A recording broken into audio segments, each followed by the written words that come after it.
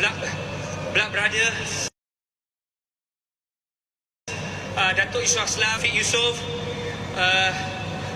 siapa lagi? Saya lupa lah. Semua dia nak sebut. Sorry lah, saya kena pukul kepala saya lupa. Pak In Rajizel Putrajaya, the biggest sponsor, Abang Irfan,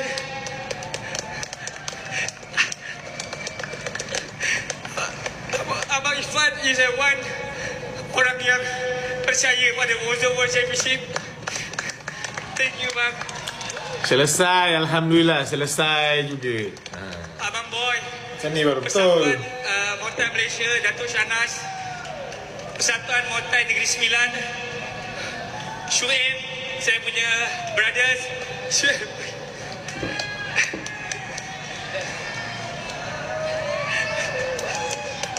Weh, Suib, tengok.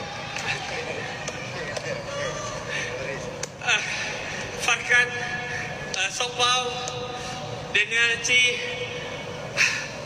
Malaysia Professional Federation, Tuan Farkan.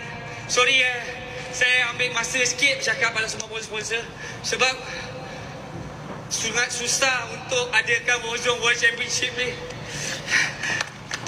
Susah tau.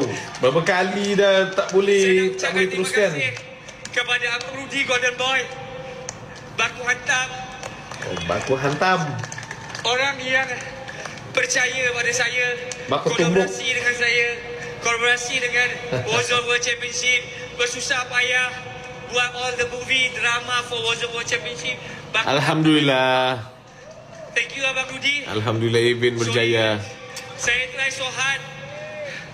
Part Saya 2 kena next part kerja, 2. saya kena buat event, saya kena settle banyak benda. Dan sampai pagi tadi sebenarnya saya masih bekerja. Since yesterday saya tak tidur. Sangat susah untuk jadi fighter atas ring. Saya sangat akui dan saya memang rasa benda tu. Thank you semua yang hadir. Thank you so much. Thank you. Terima kasih kepada Warzone World Championship punya tim, semua yang terlibat. Saya minta maaf kalau ada yang saya tak sebut. And then also Datuk Shanas Persatuan Muay Thai Malaysia, Presiden dan semua yang terlibat. Sorry saya ambil banyak masa.